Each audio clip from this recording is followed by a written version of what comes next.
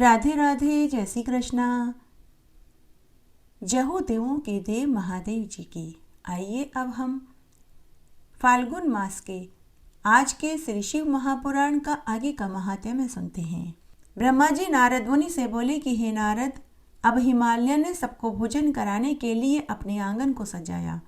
आंगन को धो लीप कर सुगंधित वस्तुएं छिड़की। फिर अपने पुत्रों तथा अन्य शैलों द्वारा सभी देवताओं को बुलवाया। विष्णु आदि सभी देवताओं को साथ लेकर शंकर भगवान को भोजन कराया। हिमालय ने सबको भोजन पर बैठाया। उन्हें स्वादिष्ट वस्तुएं परोसी गई। शिव जी को अग्रणी कर सभी देवता भोजन करने लगे। सभी पंक्ति बांधकर हास्य करते हुए भोजन करने लगे। शिव जी के गणों की अलग और विष्णु आदि सभी देवताओं की अलग पंक्ति बैठी थी। चंडी के गण अलग भोजन कर रहे थे। प्रसन्नता से हास्य परिहास हो रहा था। सबने आनंद से भोजन कर आचमन किया। विष्णु आदि देवता अपने लोक को गए, किंतु मैना की आज्ञा से सभी स्त्रियां शिवजी को लेकर निवास में गई। मैनाक ने शिवजी को रत्न सिंहासन पर बैठाकर अनेक बातें करी। विचित्र भवनों तथा सुसज्जित शैयाओं को दिखाया।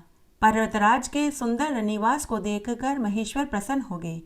फिर लीलापूर्ण भगवान ने वहां रत्नों के उत्तम पलंग पर शयन किया। उन्होंने वह रात्रि वहीं व्यतीत करी। प्रातः सुंदर वाद्यों से रव से शिवजी जागे। सभी देवता अन्य लोग शिवजी का ध्यान करने लगे। उसी समय विष्णु जी की आज्ञा से धर्मराज ने शिवजी के पास जाकर उन्हें जनवासे में आने का निवेदन किया। तब मैना से आज्ञा ले आगे आगे धर्म और पीछे पीछे शंकर जी अपने जनवासे में आए। लोकाचार के अनुसार उन्होंने ऋषियों की वंदना करी, विष्णु की वंदना करी। फिर स्वयं देवता और ऋषियों से वंदित हुए। चारों ओर जय जय के शब्द होने लगे। ब्रह्मा जी बोले, अब विष्णु आदि सब देवता और तपोधन मुनि वहां से विदा के लिए उद्यत हुए। हिमालय अपने बंधुओं के साथ जनवासे में आए। शिव जी की अनेक तरह से प्रार्थना करी और निवेदन किया कि कुछ दिन और यहाँ रहें। यह सुनकर विष्णु आदि देवताओं ने गिरि शार्दुल को धन्यवाद दिया और कहा कि तुम्हारे समान त्रिलोकी में पुण्यधारी कोई नहीं। इस प्रकार परस्पर एक दूसरे की प्रशंसा करने लगे। जो ध्वनि वे ध्वनि साधुवाद की ध्वनि से आकाश मुखरित हो गया। अप्सराएं नाचने लगी, स्तुति पाठ करने लगे और बहुत सा द्रव्य दान में दिया गया। हिमालय ने भी शंकर जी को आमंत्रण कर बारातियों सहित सबको घर बुलाकर उनके चरण धोए। फिर शिवजी सहित सबको सुंदर स्वादिष्ट भोजन कराया। भोजन करते समय नगर की स्त्रियां सबको देख देख कर हंस रही थी और मधुरवाणी में उन्हें गालियां दे रही थी। उसके पश्चात भोजन कर सबने आचमन कर प्रसन्नता पूर्वक तृप्ति पाकर अपने स्थान को प्रस्थान किया। तीसरे दिन सबका सम्मान हुआ। गिरीश ने विधि पूर्वक दान मान सबका आदर किया। चौथे दिन सविधि चतुर्थी कर्म किया। इस अवसर पर भी साधुवाद और जयध्वनि गूंज रही थी। पांचवें दिन सबने फिर चलने का प्रस्ताव भेजा, परंतु हिमालय ने आग्रह कर सबको पुनः रोक लिया। कुछ दिन तक शिवजी सहित सभी देवता वहीं टिके रहे। सप्त ऋषियों ने जाकर मैना और हिमालय को बहुत समझाया कि शिव तत्व का वर्णन किया तथा शिवजी को विदा करने का अनुरोध किया। तब हिमालय ने स्वीकार कर बड़े आदर से सबको विदा कर दिया। जब शिवजी कैलाश को जाने लगे तो मैना उच्च स्वर में रोती हुई शिवजी से बड़ी स्तुति कर उनकी कृपा मांगने लगी। पुनः पुत्री को समेट कर मैना उच्च स्वर में रोने लगी। उन दोनों के आगे गिर पड़ी। तब शंकर भगवान मैना को समझाकर देवताओं सहित मौन हो वहां से चल दिए। पुर के बाहर अपने एक उपवन में हिमालय ने उन्हें ठहराया। उसके पश्चात वहां से देवताओं सहित शिवजी विदा हो गए। आगे पार्वती का विरह उत्सव ध्यान से सुनिए। ब्रह्मा जी बोले कि इसके बाद सप्त ऋषियों ने हिमालय से फिर विदा मांगी। हिमालय पार्वती के वियोग से व्याकुल हो रहे थे। उन्हें बार बार बेहोशी आ रही थी। उसके पश्चात चैतन्य हो तथास्तु कहकर वह संदेश मैना के पास जाकर कहा। हर्ष शोक में युक्त मैना पुत्री की विदाई की सामग्री संग्रह करने लगी। वेद और कुल की सविधि आचार हुआ। मैना ने पार्वती को अनेकों प्रकार के रत्न आभूषणों से युक्त 12 आभूषण दिए। सारा श्रृंगार किया। मैना के हृदय को जानने वाली एक ब्राह्मण की पतिव्रता स्त्री ने गिरजा को पतिव्रत धर्म की शिक्षा दी। द्विज स्त्री ने कहा कि हे पार्वती, मैं तुम्हें कुछ पतिव्रताओं के लिए ऐसे धर्म का उपदेश करती हूँ जिससे तुम्हें त्रिलोक का सुख प्राप्त होगा। हे देवी, तुम इसे ध्यान पूर्वक सुनो। वह पतिव्रता स्त्री धन्य और पूजनीय है जो अपने स्वामी को परमेश्वर मानकर उनकी सेवा करती है। वहाँ तो सुख भोगती है, अंत में परलोक में भी सुख प्राप्त करती है। सावित्री, लोपामुद्रा, अरुंधति, शांडिल्य, शतरूपा, अनुसुईया, लक्ष्मी, स्वेदा, सती, संज्ञा, सुमति, श्रद्धा, मैना, स्वाहा तथा और भी पतिव्रताएं हैं जिन्हें मैं यहाँ विस्तृत रूप से नहीं बता पाऊंगी, किंतु पतिव्रत के प्रभाव से सभी जगत में मान्य और पूज्य हैं। ब्रह्मा, विष्णु, महेश, देवताओं तथा ऋषियों ने इनको सम्मानित किया है। इस कारण तुम सर्वदा अपने पति शंकर की सेवा करती रहना, क्योंकि यह सत्पुरुषों की गति दाता दिनों पर कृपा करने वाले हैं। पतिव्रताओं का यह धर्म श्रुतियों स्मृतियों में लिखा है। पतिव्रत परायण को उचित है कि जब पति भोजन कर लेवे तब बाद में सम भोजन करें। ऐसा करने से स्त्री को सर्वदा आनंद की प्राप्ति होती है। पति के सो जाने के बाद सोएं और पति के उठने से पहले उठें।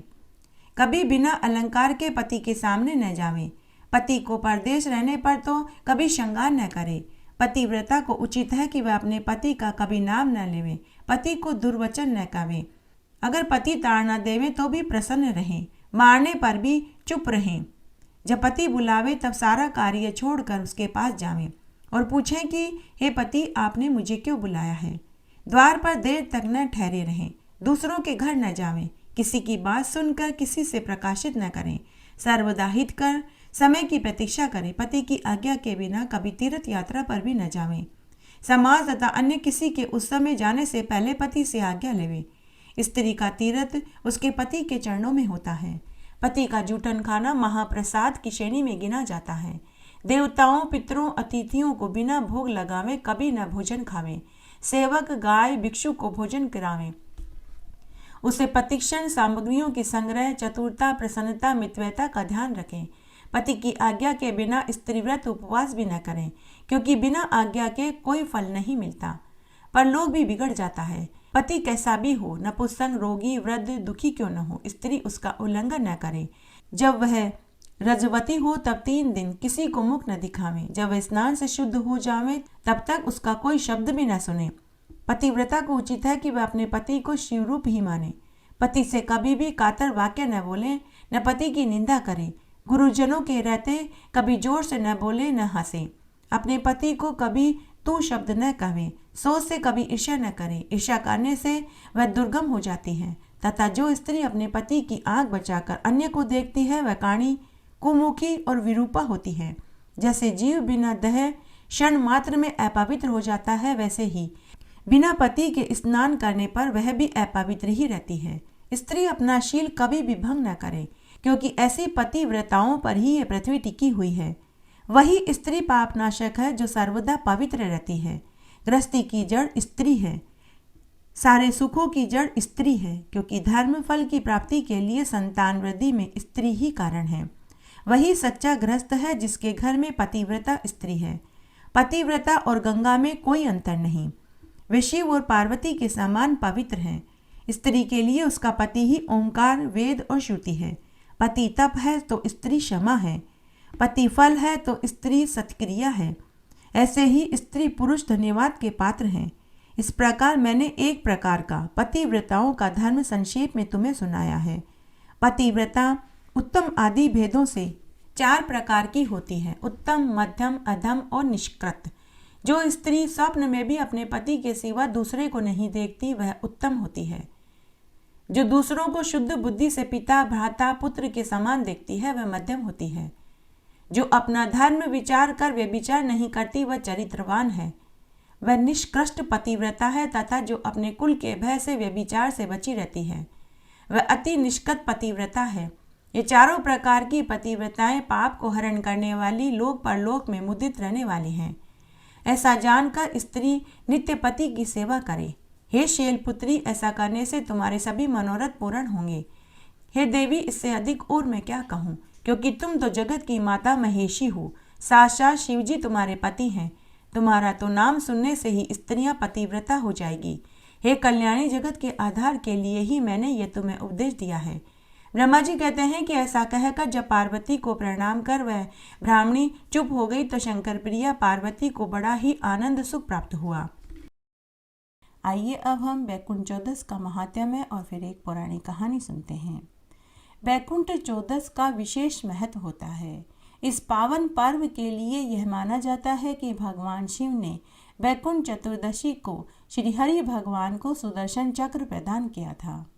वैकुंठ चौदस के दिन पवित्र तीर्थों में स्नान, व्रत, दान पुण्य करने से, भगवान विष्णु की 108 कमल पुष्पों से पूजन करने से विशेष फल की प्राप्ति होती है। वैकुंठ चौदस के दिन भगवान महादेव का विशेष रूप से पूजन करना चाहिए। वैकुंठ चतुर्दशी के दिन पवित्र नदी, सरोवर, तालाब पर 14 दीपकों का दीपदान करने का अक्षय फल प्राप्त होता है। चतुर्दशी के देवता भगवान शंकर हैं। इस दिन व्रत पूजा करने से भगवान महादेव की कृपा बरसती है। वह मनुष्य सभी ऐश्वर्यों को प्राप्त होता है। चतुर्दशी को देवताओं की पूजा करनी चाहिए। भगवान शिव, श्री कृष्ण भगवान, विष्णु भगवान, यमराज, हनुमान, काली माता, भैरव और वामन अवतार वैकुंठ चतुर्दशी के दिन पूजा करने से वैकुंठ की प्राप्ति होती है। एक बार भगवान श्री कृष्ण ने वैकुंठ चौदस के दिन मणिकर्णिका घाट पर 1001 स्वर्ण कमल पुष्पों से भगवान महादेव जी की पूजा कर रहे थे। पूजा करने के बाद जब भगवान हरि 1001 कमल पुष्प महादेव जी के ऊपर चढ़ाने लगे, तब महादेव जी ने भगवान हरि की परीक्षा लेने के लिए एक स्वर्ण कमल पुष्प गायब कर दिया। तब भगवान श्री हरि को एक स्वर्ण कमल पुष्प कम लगा तो वे सोच में पड़ गए कि अब मैं क्या करूं। तब वे मनी मन सोचने लगे कि मेरे नेत्र भी कमल के समान ही हैं, इसीलिए सब मुझे कमल नेत्रधारी और पुंडरीकाक्ष कहते हैं। तो क्यों न मैं अपनी ही आंख शिवलिंग पर चढ़ा दूं। जैसे ही भगवान हरि अपनी आंख निकालकर शिवलिंग पर चढ़ाने लगे, तब उनके अगाध स्नेह प्रेम भाव को देखकर महादेव जी श्री हरि से अत्यंत प्रसन्न हुए। तब भगवान महादेव ने अपना सुदर्शन चक्र भगवान विष्णु को प्रदान कर दिया और कहा कि जो भी आज वैकुंठ चौदस के दिन मेरे साथ तुम्हारी पूजा व्रत करेगा, वह मनुष्य वैकुंठ का अधिकारी होगा। आइए अब हम वैकुंठ चौदस की एक पौराणिक कहानी सुनते हैं। एक बार एक नगर में एक राजा अपनी 2 बेटियों के साथ रहता था। एक बार राजा ने अपनी दोनों बेटियों से पूछा कि तुम किसके भाग्य का खाती हो। तो बड़ी बेटी बोली कि पिताजी मैं तो आपके भाग्य का खाती हूँ। लेकिन छोटी बेटी सुगंधा बोली कि पिताजी मैं तो अपने भाग्य का खाती हूँ। उस दिन राजा को अपनी छोटी बेटी सुगंधा के उत्तर के ऊपर बहुत गुस्सा आया। राजा मनी मन सोचने लगा कि मैं कमाता हूँ, ये मेरा दिया खाती है और फिर भी बोलती है कि वह स्वयं के भाग्य का खाती है। दूसरे ही दिन राजा ने अपने विश्वास पात्र मंत्री को बुलवाया और कहा कि मेरी दोनों लड़कियों के लिए 2 लड़के जल्दी से जल्दी ढूंढ कर के लाओ। एक लड़का तो ऐसा ढूंढो जो नामी गिरामी राजा का पुत्र हो, मेरे जैसा हो, पैसे वाला हो, जबकि दूसरा गरीब से गरीब भीख मंगा कंगाल लड़का ढूंढ कर लाओ। जल्दी से जल्दी मेरी आज्ञा का पालन करो। तब मंत्री ने 2 लड़के तलाश किए। जैसे राजा ने कहा, मंत्री ने वैसे ही 2 लड़के ढूंढे। राजा ने अपनी बड़ी बेटी का विवाह धूमधाम से राजा के पुत्र के साथ कर दिया और उसे दहेज में खूब सारा सोना, चांदी, गहने, कपड़े, दास दासियां, रथ, हाथी, घोड़े, ऊंट सभी दिया। लेकिन छोटी बेटी की शादी साधारण तरीके से करी, दहेज में कुछ नहीं दिया। बेटी को बोरी के टाट के कपड़े सिलवा करके पहना करके भेजे। लेकिन फिर भी छोटी बेटी मुस्कुराते हुए अपने माता पिता से विदा ली। जब छोटी बेटी सुगंधा ससुराल आई तो उसने देखा कि टूटा फूटा घर आंगन था। वहाँ 5 झोपड़ियाँ बनी हुई थी और सब झोपड़ी के आगे एक एक मिट्टी का चूल्हा था। उस रात्रि को सुगंधा बासी भोजन खाकर ही सो गई। सुबह जब सुगंधा सोकर उठी तो उसने अपने जेठ से पूछा कि यहाँ ये 5 चूल्हे क्यों हैं। तब सुगंधा का जेठ बोला कि बेटी हम 5 भाई हैं, तुम हमारे 5वें छोटे भाई की दुल्हन हो और हम चारों तुम्हारे जेठ हैं। हम चारों की शादियां नहीं हुई हैं। ये 5 झोपड़ियां भी हम 5 भाइयों की हैं। हम 5 भाई अलग अलग चूल्हे पर रोटी बना कर के खाते हैं। तब सुगंधा ने अपने जेठ से पूछा कि इन 5 चूल्हों में से आपका चूल्हा कौन सा है। तब जेठ ने इशारे से बताया कि उस कोने वाला चूल्हा मेरा है। उसके बाद 5 भाई झोली लेकर चले गए।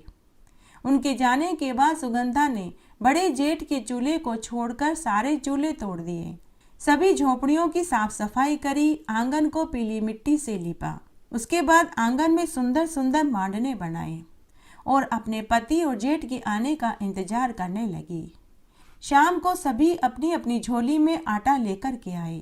सुगंधा ने पूछा कि आप कहाँ गए थे? तो जेठ ने कहा कि बेटी, हम भिखारी हैं, हम भीख मांगने गए थे।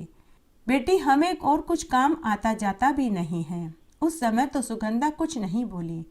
उसने कहा कि आप अपनी झोलियों को यहाँ रख दो और आप सभी तालाब पर स्नान करके आओ। आते समय ठाकुर जी के मंदिर में दर्शन करके आना, तब तक मैं आप सबके लिए खाना बनाती हूँ।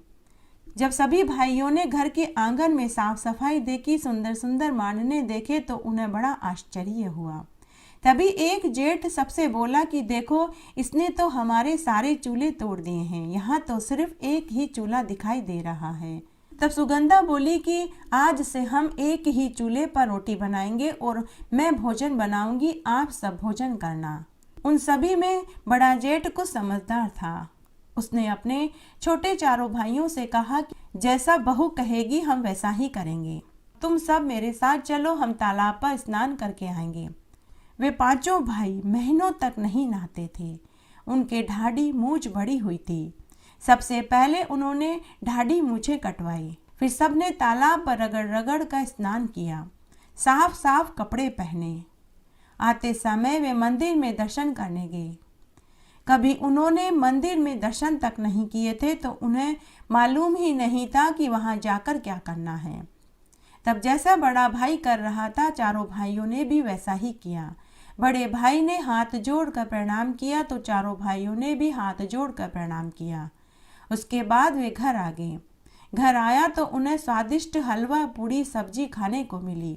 आज से पहले उन्होंने इतना स्वादिष्ट भोजन कभी नहीं खाया था। इस तरह भोजन खाकर वे रात्रि में सो गए। सुबह जब वे झोली उठाकर जाने लगे तो सुगंधा ने कहा कि आज से आप भीख नहीं मांगोगे। तब बड़े जेठ ने सुगंधा से कहा कि बहू, हमें तो भीख मांगना ही आता है, दूसरा तो कोई काम ही नहीं आता है। तब सुगंधा ने सबसे कहा कि जो भी काम मिले आप वही करना, लेकिन भीख मत मांगना। उसके बाद सुगंधा ने उन सब की झोलियां वहीं रखवा ली। सभी भाई घर से काम की तलाश में निकल पड़े। सभी भाई अलग अलग दिशा में काम की तलाश में निकल पड़े। तब सुगंधा के पति को गेहूं की बोरियां ढोने का काम मिला तो किसी को ट्रॉली खींचने का काम मिला। इस तरह चारों भाइयों को कोई न कोई काम मिल गया, लेकिन बड़े भाई को कोई काम नहीं मिला। शाम तक वह काम ही ढूंढता रहा। इसके बाद सभी भाई अलग अलग घर आए। उसके बाद शाम को सबसे पहले बड़ा भाई घर आया। जब वह घर आ रहा था तो उसे रास्ते में एक मरा हुआ सर्प मिला। वह उस मरे हुए सर्प को घर ले आया और बहू से बोला कि बहू, आज मुझे कोई काम नहीं मिला, मुझे रास्ते में ये मरा हुआ सर्प मिला। बहू, अब मैं इस सर्प का क्या करूं? तो सुगंधा ने कहा कि आप इस सर्प को झोपड़ी के ऊपर फेंक दीजिए। उसके बाद चारों भाई घर आए। सबसे पहले सभी तालाब पर स्नान करने के लिए गए, ठाकुर जी के दर्शन करने के लिए मंदिर में गए। उसके बाद उन्होंने स्वादिष्ट भोजन खाया और भोजन खाकर सो गए। दूसरे दिन पूरे नगर में एक खबर आग की तरह फैल गई कि कोई रानी का 9 लका हार चोर चुरा कर के ले गया। जिसे भी मिले वो वापस राजा रानी को लौटा दे, राजा उसको मुंह मांगा इनाम देंगे। उसी दोपहर एक चील जब पांचों भाइयों की झोपड़ी के ऊपर से गुजरी तो उसकी चोंच में रानी का 9 लका हार था। उसने 9 लका हार उनकी झोपड़ी पर गिरा दिया और मरा हुआ सर्प लेकर उड़ गई। उसके बाद शाम को पांचों भाई घर आए। जब पांचों भाई घर आ रहे थे तो बड़े भाई ने झोपड़ी के ऊपर चमकती हुई सी कोई चीज देखी तो उसने उसे उठाया और उसको लाकर अपने छोटे भाई की पत्नी को दे दिया। उस हार को देखकर सुगंधा समझ गई कि यह हार तो राजा और रानी का ही है। सुगंधा ने अपने जेठ से कहा कि आप यह हार ले जाकर राजा रानी को दे देना। दूसरे दिन जेठ उस हार को लेकर राजा के महल में गया और वह हार ले जाकर राजा को दे दिया। राजा रानी हार पाकर बहुत खुश हुए और बोले कि भाई, तुमने तुम्हारी रानी का बेशकीमती हार लौटाया है। अब तुम अपने मन पसंद की कोई भी चीज मांग सकते हो। तुम बोलो तुम्हें क्या चाहिए। तुम कहो तो 100 बीघा जमीन तुम्हारे नाम कर दूं। तुम कहो तो तुम्हारे नाम 40 गांव कर दूं। तुम कहो तो तुम्हें 40 गांव का सरपंच बना दूं। तुम कहो तो तुम्हें महल में मंत्री बना दूं। सोना चांदी ऊंट घोड़ा हाथी जो भी तुम मांगोगे मैं वह सभी दूंगा। तुम कहो तो मैं तुम्हें 1000 सोने की अशर्फियां दे दूं। तुम बोलो तुम्हें क्या चाहिए। तब सुगंधा का जेठ राजा से बोला कि हे महाराज, मुझे मांगना नहीं आता, मैं अपने छोटे भाई की पत्नी से पूछकर बताऊंगा। उसके बाद सुगंधा का पति घर आया, अपने छोटे भाई की पत्नी को पूरी बात बताई। तब सुगंधा अपने जेठ से बोली कि आप राजा से कहना कि हे महाराज, बैकुंठ चौदस के दिन कोई भी दीपक न जलावे। बैकुंठ चौदस के दिन पूरे गांव में अंधेरा रहे और हे महाराज, आपके महल में भी कोई दीपक न जलावे। बस मुझे यही इनाम चाहिए। तब जेठ ने जाकर राजा से पूरी बात कही। जेठ ने जाकर राजा रानी से कहा कि हे महाराज, मुझे इनाम में बस यह चाहिए कि बैकुंठ चौदस के दिन पूरे गांव में कोई भी दीपक बाती न जलावे और हे महाराज, आप अपने महल में भी उस दिन अंधेरा रखें। बस मुझे इनाम में यही चाहिए और कुछ नहीं चाहिए। तब राजा ने कहा कि अरे भाई, बस इतनी सी बात, तुम्हारी बात का मान रखा जाएगा। महल में ही क्या, पूरे नगर में उस दिन कोई दीपक नहीं जलाया। तब राजा ने पूरी नगरी में यह ढिंढोरा पिटवा दिया कि बैकुंठ चौदस के दिन कोई भी दिया बाती न जलावें, उस दिन सब अपने घरों में अंधेरा रखें। तब उस दिन पूरी नगरी में ही नहीं, राजा के महल में भी अंधेरा रहा, किसी ने भी दिया बाती नहीं जलाया। बैकुंठ चौदस का अपमान करने के कारण राजा का सारा वैभव धन गायब हो गया। बैकुंठ चौदस का अपमान करने के कारण राजा का सारा वैभव जाता रहा। उधर बैकुंठ चौदस के दिन सुगंधा ने पूरी झोपड़ी में छोटी छोटी लाइटें लगवाई, दीपक जलाया, घर आंगन में मांडने मांडे, घर में केसर की अगरबत्ती जलाई। शाम हुई, रात हुई। जब माँ लक्ष्मी वहां भ्रमण करने के लिए आई तो उसे पूरी नगरी में अंधेरा दिखाई पड़ा, मात्र एक झोपड़ी में रोशनी हो रही थी। तब माता लक्ष्मी गिरती पड़ती लहूलुहान होती हुई सुगंधा की झोपड़ी के पास गई और दरवाजा खटखटाया। अंदर से सुगंधा बोली कि कौन है। बाहर से माता लक्ष्मी ने कहा कि मैं इस घर की बेटी हूँ। तब सुगंधा ने कहा कि जाओ, हमारे यहाँ तुम्हारे लिए खाने को कुछ नहीं है। इस तरह माता लक्ष्मी ने 2 बार दरवाजा खटखटाया, दोनों बार ही यही बात हुई। तीसरी बार माता लक्ष्मी ने फिर से दरवाजा खटखटाया। भीतर से सुगंधा ने कहा कि कौन है। इस बार माता लक्ष्मी ने कहा कि मैं इस घर की बहू हूँ, अब तो दरवाजा खोलो। झट से सुगंधा ने दरवाजा खोला और आरती का थाल लेकर माता लक्ष्मी का स्वागत किया, आरती करी और चौकी पर बैठाया और मिठाई का भोग लगाया। सुबह जब पांचों भाई सोकर उठे तो उन्होंने देखा कि उनका टूटा फूटा महल की जगह सुंदर महल नुमा मकान खड़ा था। घर में जगह जगह अन्न धन के ढेर पड़े थे। यह देखकर पांचों भाइयों को महान आश्चर्य हुआ। पांचों भाई अब सुखमय जीवन जीने लगे। कुछ ही समय में वे केसर कस्तूरी का व्यापार करने लगे। दिन दूनी रात चौगुनी तरक्की करने लगे। उनके घर में नौकर चाकर हाथी घोड़े ऊंट सभी हो गए। दूर दूर तक उनकी प्रसिद्धि फैल गई। दूसरी तरफ सुगंधा के पिता का सारा ठाट बाट जाता रहा। सुगंधा की बड़ी बहन को उसके ससुराल वालों ने घर से निकाल दिया। सुगंधा के पिता के घर का ठाट बाट जाता रहा। सभी नौकर चाकर हाथी घोड़े ऊंट सभी जाते रहे। सुगंधा के पिता भी अब केसर कस्तूरी का व्यापार करने लगे।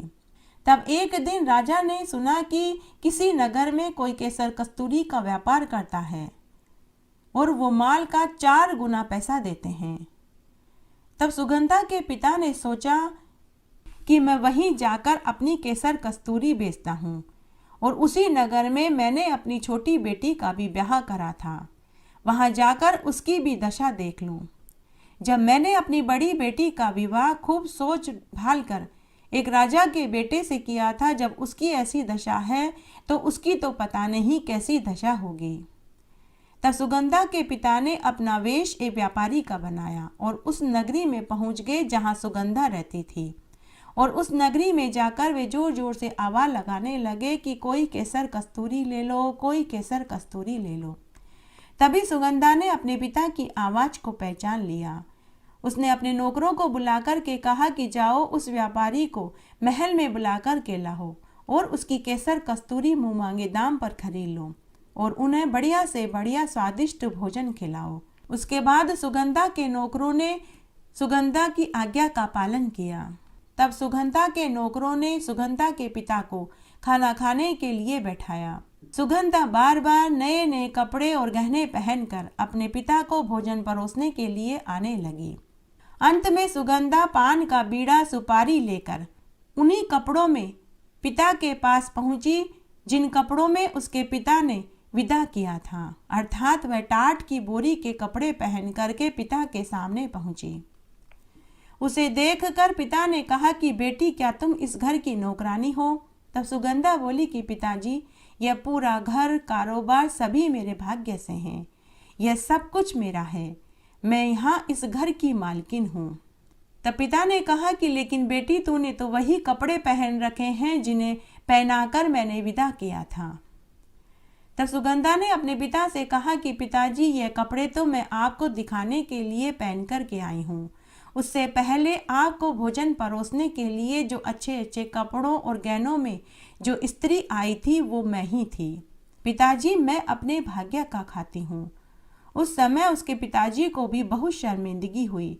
उसके पिताजी अपनी बेटी से बोले कि बेटी, तू जीती, मैं हारा। उस दिन उसके पिता को भी पूर्ण एहसास हो गया था कि सभी मनुष्य अपनी अपनी किस्मत का खाते हैं।